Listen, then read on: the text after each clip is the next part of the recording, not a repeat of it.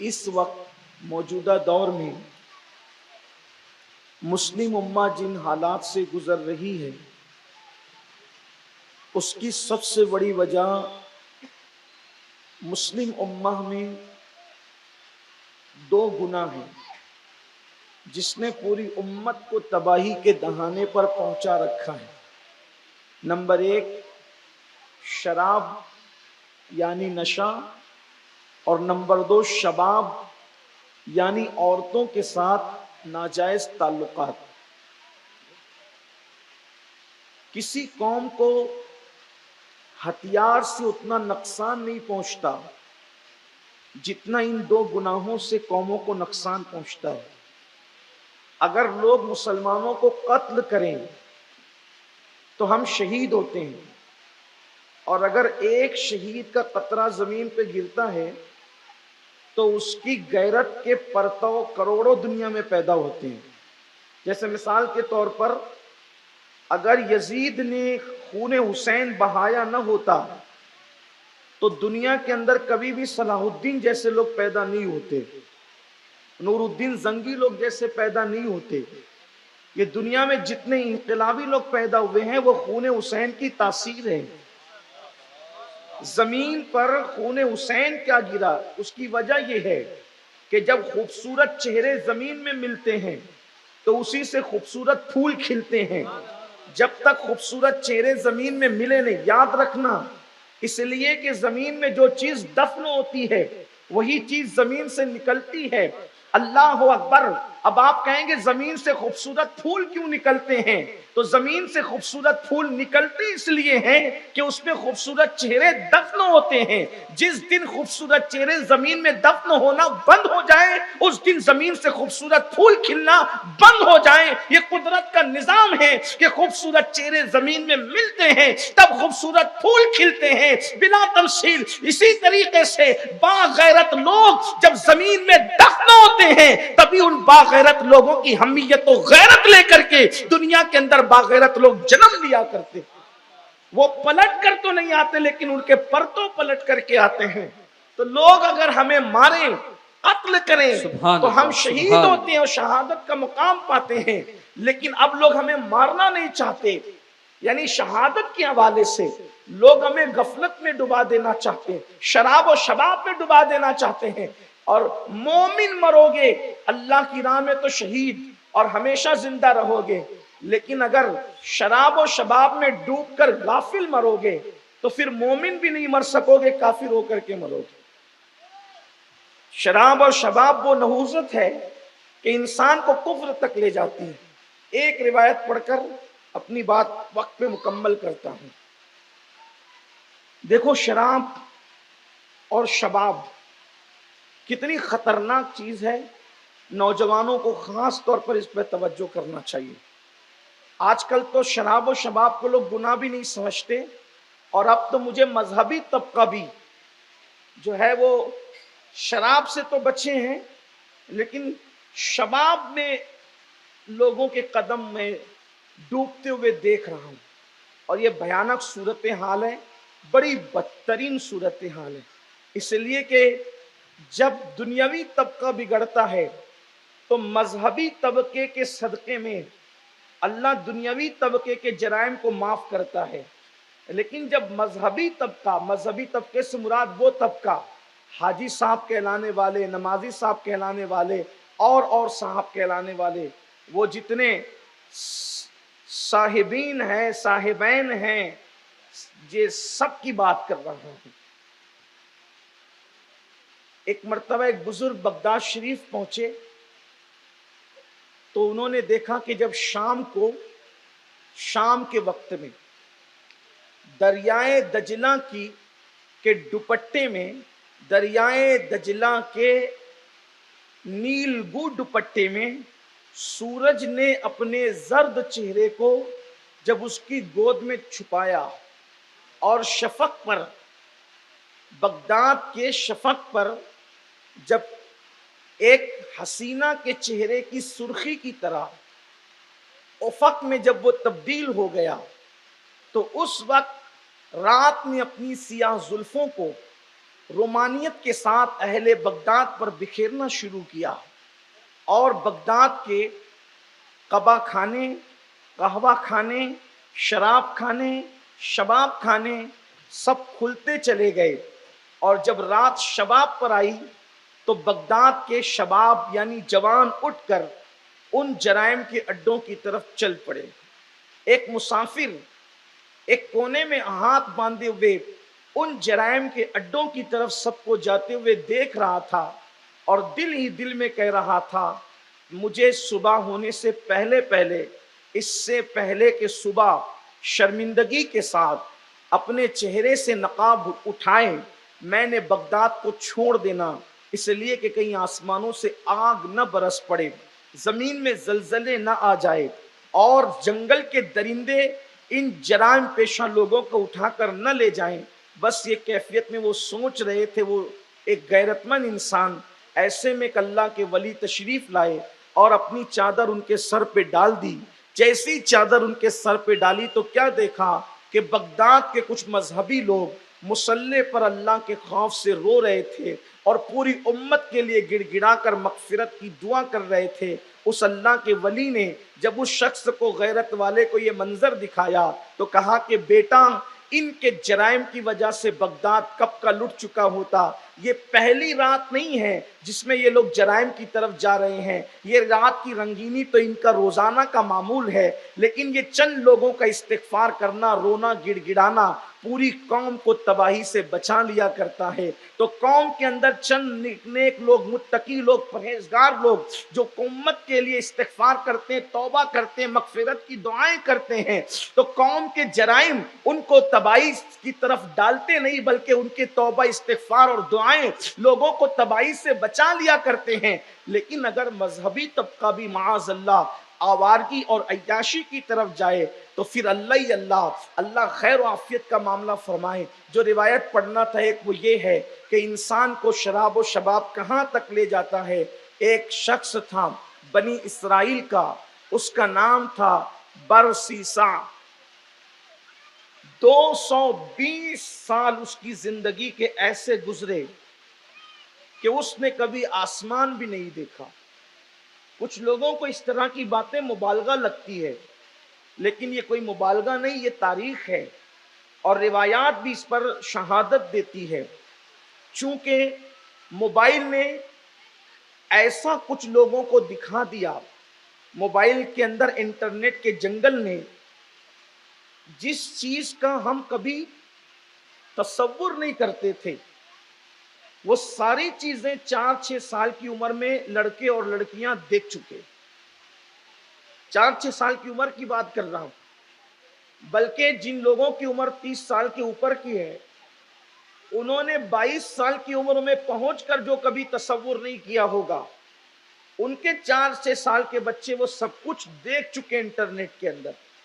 آپ کہیں گے میرا بچہ تو گیم کھیلتا ہے، گیم کھیلنے کے دوران بھی وہ سب آتا ہے، حتیٰ کہ نعت سننے کے لیے جائیں تو نعت سے پہلے وہ شیطنت آتی ہے، بیان سننے کے لیے جائیں تو بیان سے پہلے اللہ جس کو بچا لے بس، ورنہ کوئی بچ نہیں سکتا۔ میں تو سوچتا ہوں بیان سننے کے لیے بندہ جائے تو پتہ نہیں وہ کس جنگل میں چلا جائے، اگر اللہ نہ بچائے۔ اللہ کی پناہ، اللہ رب العزت کی پناہ مانگو۔ ہم جس دور میں جی رہے ہیں یہ دور دجالی دور کے بالکل قریب ہے۔ جس طریقے سے بارش کے آنے سے پہلے ہوائیں چلتی ہے، جس طریقے سے آندھی اور طوفان کے آنے سے پہلے سمندروں کے اندر بدبو اٹھتی ہے، بارش آنے سے پہلے ٹھنڈی خوشگوار ہوائیں چلتی ہے، تو تجربہ کار لوگ محسوس کر لیتے ہیں کہ اب خوشگوار بارش ہونے والی ہے، اور سمندروں میں جب بدبو اٹھتی ہے تو لوگ محسوس کر لیتے ہیں کہ سمندر میں طوفان آنے والا ہے۔ تو یہ جو ہم بدترین دور دیکھ رہے ہیں تو گویا کہ یہ دجالی دور کے بالکل قریب ہے۔ دجال جب آئے گا، لیکن دجال کی آنے کی نحوستیں ابھی سے ہم اپنی آنکھوں سے دیکھ رہے ہیں۔ لوگ کفر اور ارتداد کی طرف جا رہے ہیں، اور یہ بھی یاد رکھیں مسلمان لوگ کہتے پوری دنیا میں 250 کروڑ مسلمان ہیں، لیکن اگر سچائی، ایمانداری اور دیانتداری کے ساتھ دیکھیں، عبد الرحمن، عبد السلام، عبد المصطفیٰ، عبد الغنی، محمد، ابرار وغیرہ وغیرہ نام کے یہ جتنے مسلمان ہیں 250 کروڑ ہے، لیکن ادخلوا فی السلم کافہ کے اگر معیار پہ آپ پرکھیں تو کتنے مسلمان بچتے ہیں آپ اندازہ کریں۔ وہاں تو مسلمان ہونے کا معیار یہ ہے کہ اسلام نے اگر اونٹنی کا دودھ حلال کیا ہے، اور اگر کوئی مذہب سابقہ کی وجہ سے بچپن سے نفرت کی بنیاد پر اگر اس کو پینے سے بچتا ہے، نہ کراہت کرتا ہے، نہ حرام جانتا ہے، نہ ناجائز جانتا ہے، بلکہ صرف بچپن کی کراہت سے بچتا ہے، تو اسلام کہتا ہے ایک وقت میں 2 ناؤ پر سوار نہیں ہو سکتے۔ ادخلوا فی السلم کافہ، اسلام نے جس کو حلال کیا ہے وہ تمہیں کرنا پڑے گا، اسلام میں پورے داخل ہونا پڑے گا۔ اگر رسول اللہ کے دور میں ان جوانوں کو دیکھا جاتا، ہاں ان جوانوں کو، یا یوں کہہ لیں اگر ہم سب کو دیکھا جاتا جو حجام کی کرسیوں پہ بیٹھ کر داڑھی منڈا رہے ہیں، ان کو دیکھا جاتا کہ جو صرف 2 ماہ کی 2 رکعت پڑھ کے بھاگ جا رہے ہیں، ان کو دیکھا جاتا جو عورتوں پہ پاپ کی نظر ڈال رہے ہیں، ان کو دیکھا جاتا جو تاش کے پتے کھیل رہے ہیں، ان کو دیکھا جاتا جن کے گھروں میں صبح صبح فلموں کے نام پر بھجن بج رہے ہیں، ان کو دیکھا جاتا جو سیریلوں کے نام پر معاذ اللہ غیروں کی شادیوں کے موقع پہ شرکیہ کلمات جو ہے اپنے بچوں کو دیکھ دکھا رہے ہیں، ان کو دیکھا جاتا جن کے یہاں لڑکیوں کو بھاگنے بھگانے کی کہانیاں باپ بیٹے بازو میں بیٹھ کر دیکھتے ہیں، ماں بیٹی بازو میں بیٹھ کر دیکھتے ہیں، اور سیریل دیکھنے کے بعد ماں بیٹی سے ڈسکس کرتی ہے، بیٹی ماں سے ڈسکس کرتی ہے۔ سوچو ان کو رسول اللہ مسلمان ہونے کا سرٹیفکیٹ کیسے دیتے؟ اللہ اکبر! آپ اندازہ تو فرمائیں میرے آقا صلی اللہ علیہ وآلہ وسلم کے دیوانوں، آپ غور تو فرمائیں کہاں وہ دور میں اسلام اور مسلمانوں کا کیا حال تھا اور آج کے دور میں حالات کیا ہو گئے۔ اسی لیے کسی نے کہا ہے اللہ اکبر، لوگ کہتے ہیں مسلمان مارا جا رہا ہے، مسلمان مارا جا رہا ہے، مسلمان مارا جا رہا ہے۔ میرا ایمان ہے مسلمانوں کے قدموں میں آج بھی کائنات ہے۔ میں دیکھ رہا ہوں نفرتوں کے اس ماحول میں دنیا کا حبیب مولانا شعر پڑھ رہے تھے، دنیا کے ہر مذہب کا آدمی اگر غریب نواز کے قدموں میں سر رکھ رہا ہے، میں فتوے کی زبانی بولی بولنے والے زہر گھولنے والوں سے کہنا چاہتا ہوں اللہ اکبر، تم مجھے بتاؤ آج بھی سلطان الہند کے قدموں میں اگر ہر مذہب کا آدمی سر رکھ رہا ہے تو گویا کہ بتا رہا ہے تو جیسے آوارہ سے نفرت کی جائے گی اس جیسے سچے مسلمان کے قدموں میں آج سکھ بھی، عیسائی بھی، ہندو بھی، سارا زمانہ جھک رہا ہے۔ سبحان اللہ، سبحان اللہ، نعرہ تکبیر، دنیا جھک نعرہ رہی رسالت، ہے سچے سبحان مسلمان اللہ، کے سامنے۔ سبحان اللہ، دنیا جھک رہی ہے سبحان سچے مسلمان۔ اگر تو آج بھی معین الدین جیسا بن جائے، کون بنے؟ حق ہے، معین الدین جیسا۔ معین الدین جیسا تو کوئی ہو نہیں سکتا، سبحان اللہ، سبحان اللہ، لیکن معین الدین بن۔ تو خواجہ معین الدین جیسا نہیں ہو سکتا، لیکن معین الدین بن۔ معین الدین مطلب دین کا مددگار بن۔ تو دین کو کچلنے والا بن رہا ہے، تو دین کا مذاق اڑانے والا بن رہا ہے۔ آج تیرے قدموں میں بھی اللہ دنیا کو جھکا دے گا، کیونکہ اللہ کا وعدہ ہے وَلِلَّهِ الْعِزَّةُ وَلِرَسُولِهِ وَلِلْمُؤْمِنِينَ وَلَكِنَّ الْمُنَافِقِينَ لَا يَعْلَمُونَ۔ عزت صرف اللہ کے لیے ہے۔ وَلِلَّهِ الْعِزَّةُ وَلِرَسُولِهِ وَلِلْمُؤْمِنِينَ، عزت صرف اللہ کے لیے ہے، اللہ کے رسول کے لیے ہے اور مومنوں کے لیے ہے۔ منافقین مگر نہیں جانتے، ان کو علم نہیں ہے۔ تو کسی نے کہا تھا لوگ کہنے مارے جا رہے، میری حمایت ہے، مغفرت کی دعا کرتا ہوں۔ مارے جا رہے، تم پہ ظلم ہونا ہے، ظالم کہفر کردار تک پہنچے گا۔ لیکن آپ سے کہتا ہوں کسی نے کہا تھا کہ وہ ایک تصویر تھی جو مٹا دی گئی، وہ ایک تصویر تھی جو مٹا دی گئی۔ غلط ہے مسلمان مارا گیا، وہ گیا کیا گیا، وہ رہا کیا رہا۔ جس کو پاسے شریعت نہ خوف خدا، وہ گیا کیا گیا، وہ رہا کیا رہا۔ غلط ہے مسلمان مارا گیا، وہ ایک تصویر تھی جو مٹا دی گئی۔ ہم تو تصویر مسلم بنے ہیں۔ آپ کہیں گے تصویر مسلم کیسے؟ میں نے کہا میری تصویر میں نظر آتا ہوں، میری تصویر میں میں نظر آتا ہوں، لیکن میری تصویر کبھی نماز نہیں پڑھتی، میری تصویر کبھی تقریر نہیں کر سکتی، تقریر امین القادری کر سکتا ہے، تصویر نہیں کر سکتی. نماز امین القادری پڑھ سکتا ہے، تصویر نہیں پڑھ سکتی. اللہ کی خشیت سے امین القادری رو سکتا ہے، تصویر نہیں رو سکتی. رسول اللہ کے عشق کے جذبات امین القادری کے سینے میں امٹ سکتے ہیں، تصویر کا سینہ ہوتا بھی نہیں، امٹ بھی نہیں سکتی. اب آپ سے پوچھتا ہوں، تصویر میں اور اصل میں فرق کیا ہے؟ اصل میں درد ہے، تصویر بے درد ہے. اصل میں احساس ہے، تصویر بے احساس ہے. اصل میں دیکھنے کا شعور ہے، تصویر دیکھ نہیں سکتی. اصل تڑپتا ہے، تصویر تڑپ نہیں سکتی. تصویر کا لباس ویسا، تصویر میں چشمہ ویسا، تصویر میں امامے کے پیچ و خم ویسے، تصویر کے اندر چلنے کی ادائیں ویسی، پیر رکھنے کا سلیقہ ایسا، لیکن احساس نہیں، تصور نہیں، تخیل نہیں، تڑپ نہیں، سوچ نہیں، فکر نہیں، فکر فردہ نہیں، فکر امروز نہیں. اللہ اکبر. عبادت کا شعور نہیں، شوق زندگی نہیں، ناز بندگی نہیں، آنکھ میں آنسو نہیں، لبوں پہ تبسم نہیں، یہ سب کچھ نہیں ہے. تصویر کو جس حالت میں تھا اسی حالت میں رکھ دیا گیا. تصویر میں کرنا کچھ نہیں ہے، کوئی آ کے پھاڑ دے گا، کوئی پیروں میں کچل دے گا. امین القادری کو کوئی پیر میں نہیں کچل سکتا، تصویر امین کچلی جا سکتی ہے. امین کو کوئی مٹا نہیں سکتا، تصویر امین مٹائی جا سکتی ہے. یہ تو صرف نام لینا سمجھانے کے لیے تھا، ورنہ من آنم کے من دانم میری حیثیت کیا ہے. ویسے یوں بھی مجھے مٹانا آسان نہیں ہے، اس لیے کہ بار گائے غوثیت کا سگ ہوں، اور انہی کے لیے کہا حکم نافذ ہے تیرا، خامہ تیرا، صاحب تیری، دم میں جو چاہے کرے، دور ہے شاہ تیرا. مٹ گئے مٹ جائیں گے آدھا تیرے، نہ مٹا ہے نہ مٹے گا کبھی چرچا تیرا. جو تیرا طفل ہے کامل ہے یا غوث، تو فینی کا لقب واصل ہے یا غوث. راج کس شہر میں کرتے نہیں تیرے خدام، باج کس نہر سے لیتا نہیں دریا تیرا. تو گھٹائے سے کسی کے نہ گھٹائے نہ گھٹے، جب بڑھائے تجھے اللہ تعالیٰ تیرا. عقل ہوتی تو خدا سے نہ لڑائی لیتے، وہ بڑھائے بلکہ یہ گھٹائے، اسے منظور بڑھانا تیرا. وَرَفَعْنَا لَكَ ذِكْرَكَ ہے سایہ تجھ پر، ذکر اونچا ہے تیرا، بول ہے بالا تیرا. یہ جو برکتیں دیکھ رہے ہیں خانقاہوں کی، میری اوقات نہیں، یہ غوث پاک سرکار کی عنایتیں. تو بس بات اتنی کہنی ہے، ہم تصویر مسلم بنے ہیں بس، اس لیے مٹائے جا رہے ہیں، تباہ کیے جا رہے ہیں، برباد کیے جا رہے ہیں.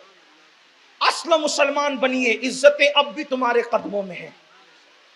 اور وہ اصل مسلمان کون؟ جس کی نگاہیں نہیں بہکتی، جو آوارگی نہیں کرتا. تو بات ٹائم ہو گیا، بس وہ بات پوری کر لوں. 220 سال تک برسیساں کبھی اپنی خانقاہ کے باہر نہیں نکلا. اس خانقاہ کو لوگ صومعہ کہتے تھے، راہبوں کا. وہ کبھی نہیں نکلا باہر 220 سال تک. اچھا، عمر بھی بڑی لمبی اس دور میں لوگوں کی ہوتی تھی. 220 سال تک کہ کبھی وہ خانقاہ سے اپنی باہر نہیں نکلا. ایک دن شیطان نے اس کو ٹارگٹ کیا، برسیسا کو تباہ کرنا ہے، برسیسا کو برباد کرنا ہے. اور شیطان اس کی خانقاہ میں گیا اور دستک دی، اور شیطان نے اپنے آپ کو ڈھالا ایک راہب کے صوفی کے لباس میں، کیونکہ وہ صوفی اور راہب کے پاس جا رہا تھا، تو وہ بھی صوفی راہب بن گیا. دیکھو شیطان کے اندر اللہ نے خاص بات رکھی ہے، اگر آپ کی توجہ ہے تو. یہ بچے بہت پیارے اس محلے کے، لیکن یہ تھوڑا سا چپ رہے تو اور پیارے لگے. ہاں، کیونکہ وقت پہلے ہی کم ہے، بھی ان کو چپ کرانے میں بھی بڑا مسئلہ ہے. اللہ کرے آپ کبھی چپ نہ رہیں، لیکن بچپنے میں بولتے ہو، جوانی میں نہیں بولتے. تھوڑا سا بچپنے میں چپ رہو، جوانی میں بولو. جوانی میں آپ کو بہت بولنا ہے انشاءاللہ، اور صرف بولنا نہیں ہے بلکہ کچھ کرنا بھی ہے. مسلمان تو صرف بولنے والا رہ گیا.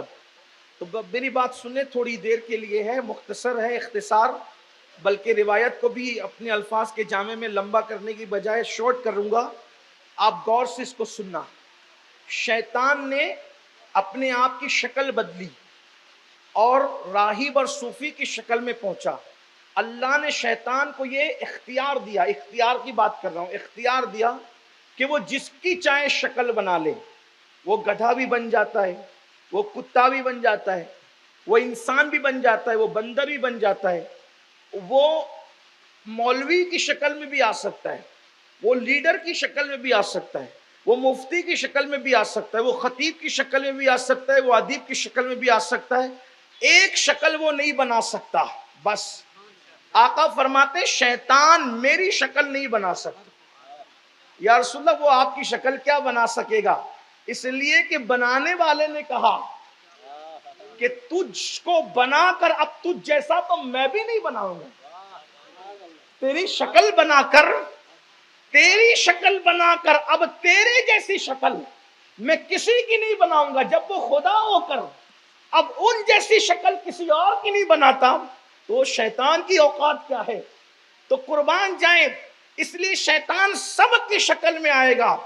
شیطان مصطفیٰ جان رحمت کی شکل میں نہیں آ سکتا. رخ مصطفیٰ ہے وہ آئینہ کہ اب ایسا دوسرا آئینہ نہ ہماری بزم خیال میں نہ دکان آئینہ ساز میں. اللہ اکبر. مولانا اشعار پڑھ رہے تھے تو میرا دل چاہ رہا تھا کہ آج میں حلیہ رسول بیان کروں، لیکن چونکہ عنوان بھی مجھے کچھ بولنا تھا اصلاح معاشرہ پر. بلال نے کہا تھا کہ اصلاح پر بولیے گا، اور پھر اس کے بعد ٹائم بھی مختصر تھا. میں نے سوچا یار کا ذکر چھیڑوں گا تو بربط روح کہ جب تار چھڑ جائیں گے تو پھر اس پر کنٹرول کرنا آسان نہیں ہوگا.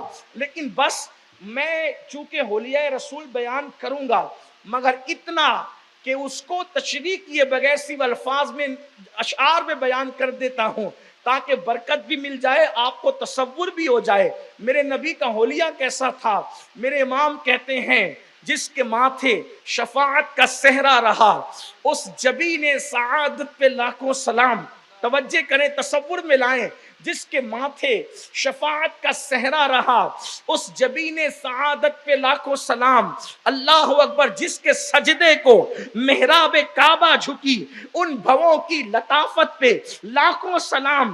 نیچی آنکھوں کی شرم و حیا پر درود، اونچی بینی کی رفعت پہ لاکھوں سلام. اونچی بینی کی رفعت پہ لاکھوں سلام. دور و نزدیک کے سننے والے وہ کان لالے کرامت پہ لاکھوں سلام.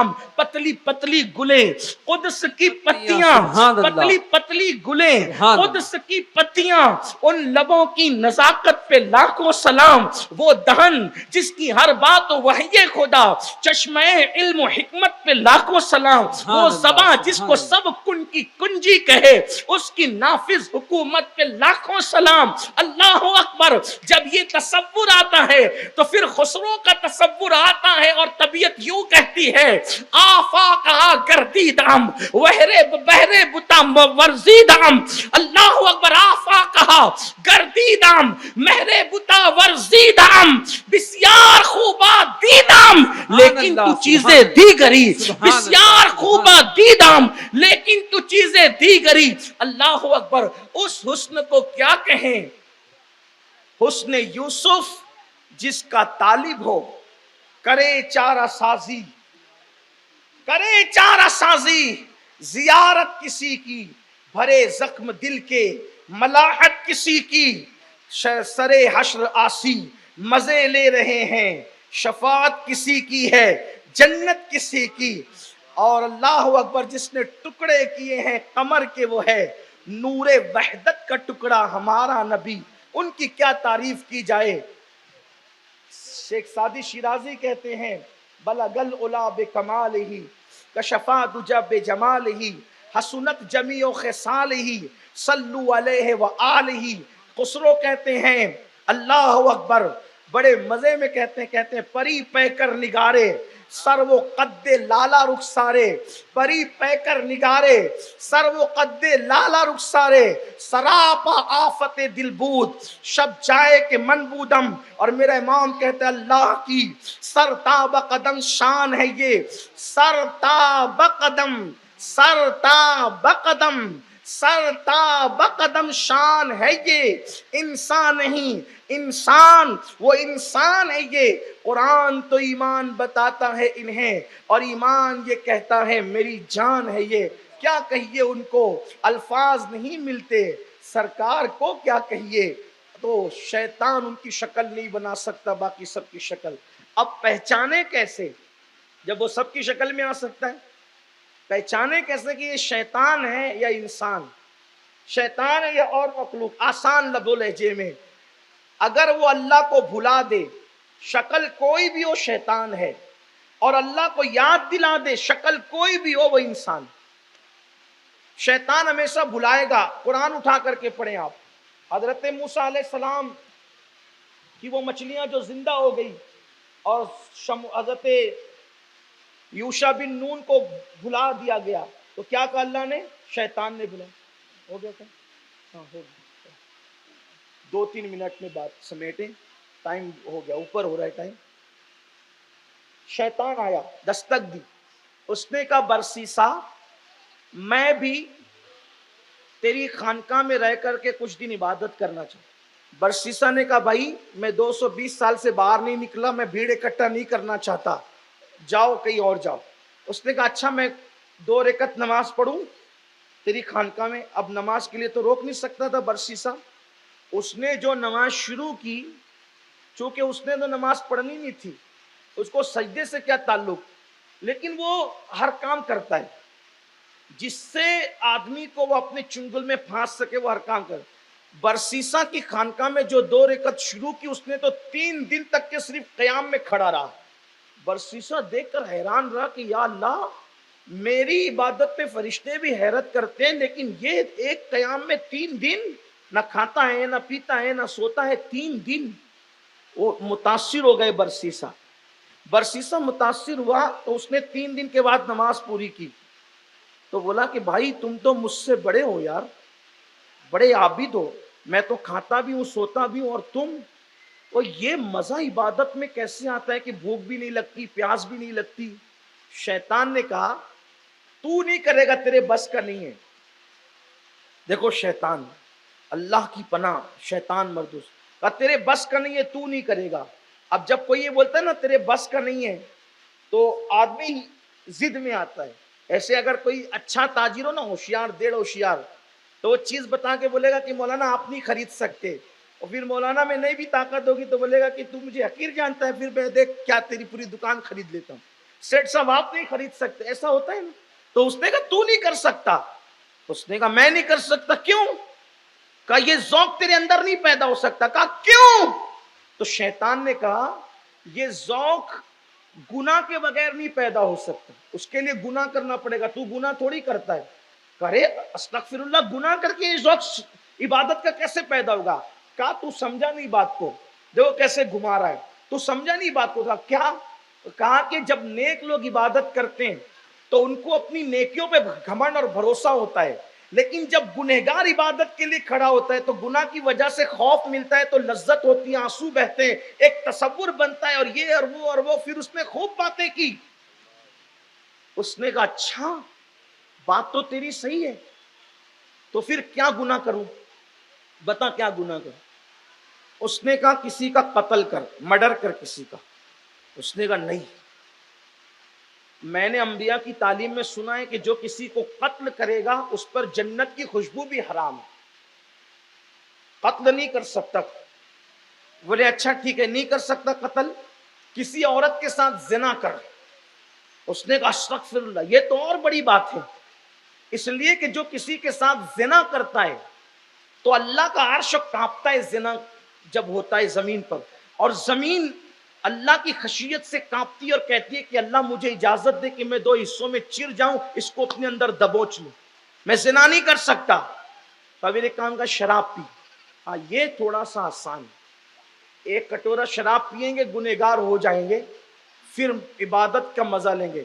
اب یہ شیطان دیکھو، ہنسنے کی بات نہیں عبرت کی بات ہے۔ یہ برسیسا کوئی معمولی آدمی نہیں، اس کے 60,000 شاگرد تھے جو اس کا نام لے کر ہواؤں میں اڑتے، اس کی تربیت سے۔ آپ یہ معمولی لوگ نہیں ہیں میرے بھائی جن کا ذکر ہو رہا ہے۔ آپ کیا سمجھتے ہیں یہ ہم لوگ ہیں جنہیں استنجا کی سنتیں نہیں پتا اور جنت کے ٹھیکیدار بنے ہیں؟ آپ کو ہمیں پتا کیا ہے؟ ہمیں تو دین بھی نہیں پتا، کلمے کا مطلب بھی نہیں پتا، جو ہم مسلمان ہونے کے دعوے دار ہیں نا، اور پھر ہمیں یہ گھمنڈ ہے کہ ہم جنت میں نہیں جائیں گے تو کون جائے گا؟ یہ 2 رکعتی مسلمان، انڈا مچھی گوشت جس کی پہچان، بس یہ حالات ہیں، اور پھر گھمنڈ ہے کہ ہم جنت میں نہیں جائیں گے تو کون جائے گا؟ 60,000 اس کے شاگرد اس کی تربیت سے ہوا میں اڑتے تھے۔ آپ اٹھا کر کتابیں دیکھیں، برسیسا کی زندگی پڑھیں آپ، جس کے شاگردوں کا یہ عالم ہو، اس برسیسا کا عالم کیا ہوگا؟ لیکن جب اس نے کہا کہ شراب پی، شیطان نے کہا کہ شراب پیے گا، کہا یہ آسان ہے، کہا یہ ملے گا کہاں؟ فرشتے اس کی عبادت پہ حیران تھے، اب وہ شراب پینے کو مچھی کی طرح تڑپ رہا تھا، کیا کہ میں شراب پیوں گا تو مجھے عبادت میں لذت ملے گی، اللہ شیطان کے مکر سے ہمیں بچائے، کیسے گھماتا ہے، ہر آدمی کو اس کی فیلڈ کا بن کے ورگلاتا ہے، بہت ستاتا ہے، اللہ جسے بچائے وہی بچ سکتا ہے، بس اس کے مکر سے اور کوئی نہیں بچ سکتا، اللہ بچائے تو بس انسان بچے، اللہ سے بار بار اللہ کی پناہ مانگو، شیطان مردود سے اللہ بچا، اللہ بچا، اللہ بچا، کبھی غافل مت ہونا، سب سے بڑا انسان کا دشمن شیطان ہے۔ تو اب یہ بندہ جس کی عبادت پہ فرشتے تعجب کرتے تھے، اور اس نے 220 سال سے کبھی آسمان نہیں دیکھا تھا، یہ تڑپ رہا تھا کیسے شراب ملے گا، یہ ظالم نے پتہ بھی بتایا تو ایک جنگل کا، اور وہ جنگل میں بھی ایک عورت، اور وہ اسی کی سیٹنگ ساری، اسی کا سارا منصوبہ، اسی کا پلان تباہ کرنے کا۔ اس نے کہا وہ جنگل میں جاؤ، وہاں تمہیں شراب ملے گا، ایک عورت شراب تمہیں پلائے گی۔ یہ شراب کے لیے گیا، جب یہ اپنی خانقاہ سے نکلا 220 سال کے بعد، تو فرشتے حیرت کرتے تھے کہ یہ جا کہاں رہا ہے۔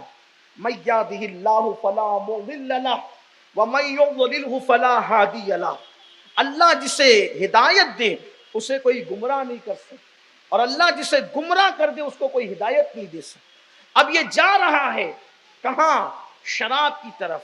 اس جنگل میں پہلے سے شیطان نے سارا معاملہ منصوبے کے تحت، پلاننگ کے تحت سیٹ کر رکھا ہے۔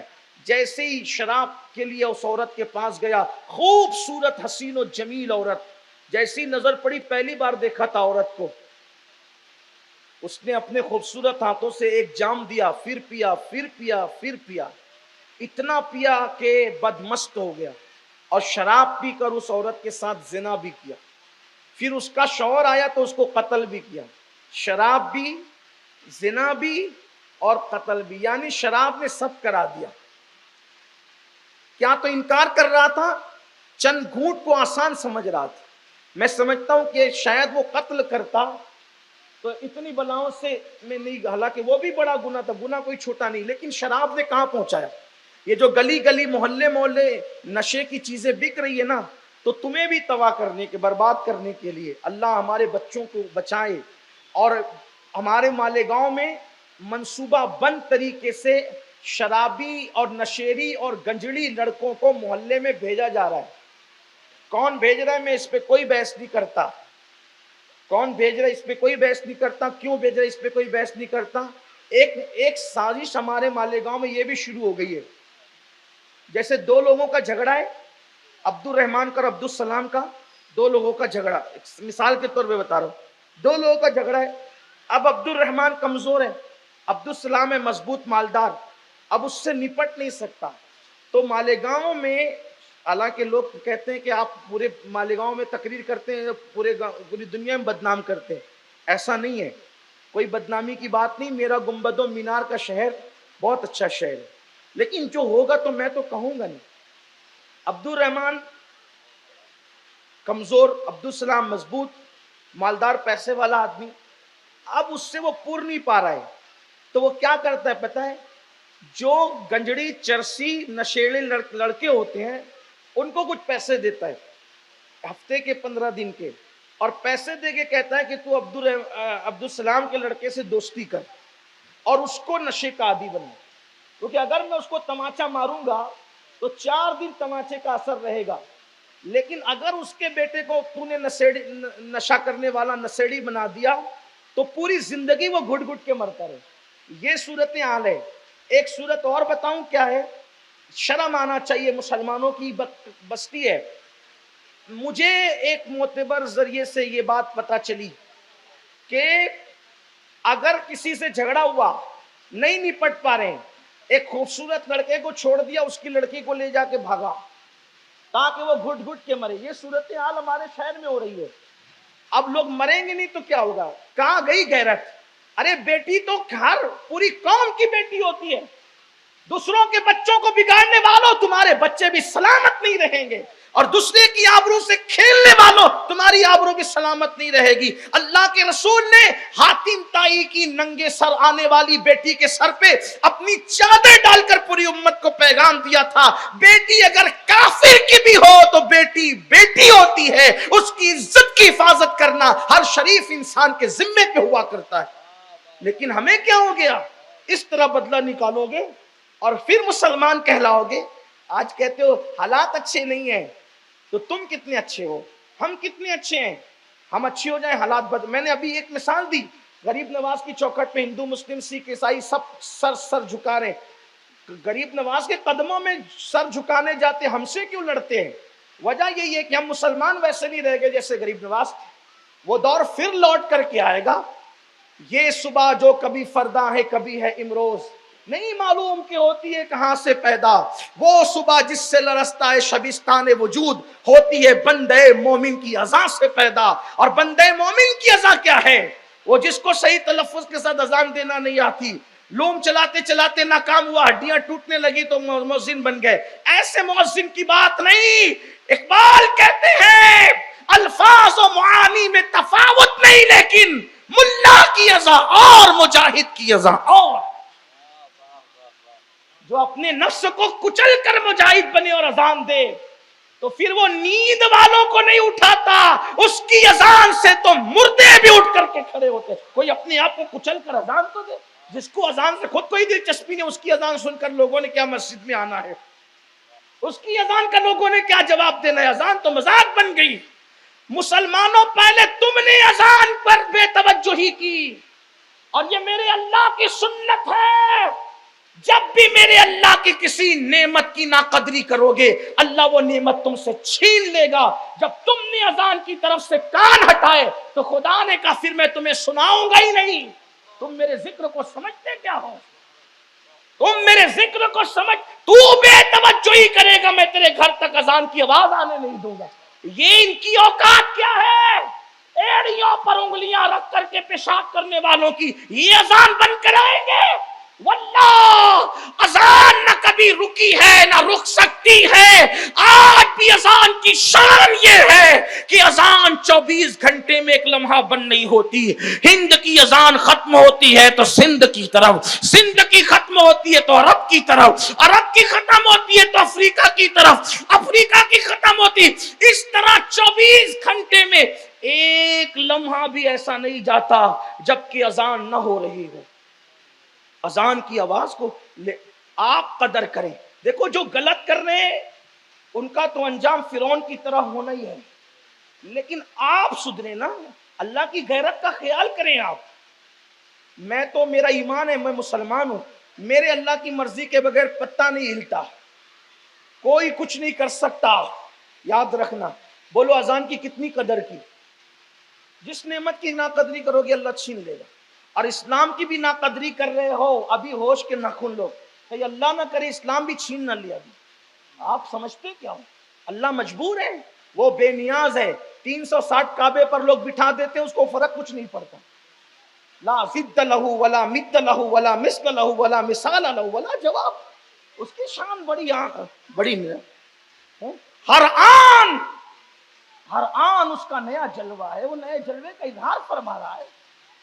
اس کی شان ہے، وہ بے نیاز ہے۔ الصمد لم یلد ولم یولد ولم یکن لہ کفوا۔ وہ بے اولاد کیوں ہے؟ اس لیے کہ اولاد والا حاجت مند ہوتا ہے، اور وہ بن باپ کا کیوں ہے؟ کسی سے پیدا نہیں ہوا۔ اس لیے کہ جب بچہ ہوتا ہے تو ماں باپ کا محتاج ہوتا ہے، اور بڑا ہوتا ہے تو اولاد کا محتاج ہوتا ہے۔ اللہ بتا رہے لم یلد ولم یولد، نہ میرا کوئی ماں باپ ہے نہ میری کوئی اولاد ہے، میں بے نیاز ہے نا۔ تو بات دور نکلی، دل کا درد کہاں تک دبائیے گا۔ پھر کہتا ہوں شارٹ کروں گا لیکن پھر لمبی ہو جاتی ہے۔ شاید عید کے بعد اب پہلی ملاقات آپ سے ہوئی ہے، تو عرض یہ کر رہا تھا کہ اس کو جب شراب پلایا گیا خوبصورت ہاتھوں سے، شراب بھی پیا، زنا بھی کیا، قتل بھی کیا، پھر شیطان ہی ایک آدمی، شریف آدمی کی شکل بنا کے بادشاہ کے پاس گیا، کہا برسیسا کا کیا حال ہے؟ کہا وہ تو بڑا نیک ہے، 220 سال سے اس نے آسمان بھی نہیں دیکھا. کہا دیکھو وہ کہاں کیا عیاشی کر رہا ہے. جب وہاں گئے تو رنگے ہاتھوں پکڑا گیا. یہی کہتے ہیں آپ، رنگے ہاتھوں پکڑا گیا. شرابی بھی، زنا بھی، قتل بھی. جب پکڑا دیا شیطان نے جاسوسی بھی کی، مخبری بھی کی. اس کا مطلب مخبری جاسوسیاں شریف لوگ نہیں کرتے، شیطان لوگ کرتے. تو مخبری بھی کی، جاسوسی بھی کی، شیطنت اسی کا نام ہے، کچھ بھی کرے. اب بادشاہ نے قاضی کے پاس مقدمہ دائر کیا. قاضی نے کہا اس کو سولی پہ لٹکاؤ، مار ڈالو اس کو، تاکہ لوگوں کو عبرت ہو کہ ہم نے مکاروں کا انجام. 220 سال سے آسمان نہیں دیکھا، عورت کے ساتھ جا کے زنا کیا، شراب پی، قتل کیا، اس کو قتل کرو. اب اس کو باندھ دیا گیا سلیب پر. جب سلیب پر باندھا گیا اس کو، پھر شیطان آیا. کہا برسیسا کیا حال ہے؟ کہا بھائی دیکھو کس حالت میں ہوں، ہاتھ پیر بندھے ہوئے ہیں. کہا مجھے پہچانتا ہے؟ کہا وہ میرا دوست ہے نا تو جو تین رات تک قیام میں کھڑا رہتا ہے. کہا نہیں، کوئی دوست نہیں ہوں. ان الشیطان للانسان عدو مبین، سب سے بڑا دشمن تو تم لوگوں کا میں ہی ہوں. لیکن اب اتنی خیر خائی تیرے ساتھ کر سکتا، دشمنی تو بھرپور کر لی تیرے ساتھ، اب ایک تھوڑی سی خیر خائی کر دوں. کہا کیا؟ کہا دیکھ، بدنام ہوا، ذلیل ہوا، رسوا ہوا، اب قتل ہو رہا ہے، گنہگاری کی عالم میں قتل ہو رہا ہے، اللہ کو منہ کیا دکھائے گا؟ تو کہا پھر؟ کہا کاش کہ تجھے زندگی مل جائے، پھر تو توبہ کرے، توبہ کر کے پھر نیک ہو جائے. اب توبہ کر کے نیک ہوگا، پبلک میں عزت ملے نہ ملے، کم سے کم اللہ کو تو راضی کر لے گا. کہا بہت اچھی بات ہے. کہا توبہ کی کیا صورت ہے؟ کہا زندگی بچے گی تو توبہ کرے گا نا. تو اب تیرے لیے اہم چیز یہ کہ میں تیری زندگی بچاؤں. کہا زندگی کیسے بچے گی؟ تو کہا ایک سجدہ مجھے کر لے خدا کہے گی. کہا یہ تو شرک ہے. کہا یہ تو شرک ہے. کہا پھر مر، ایسی ذلیل ہو کے مر، ایسی اللہ کو ناراض کر کے مر. تو کہا پھر؟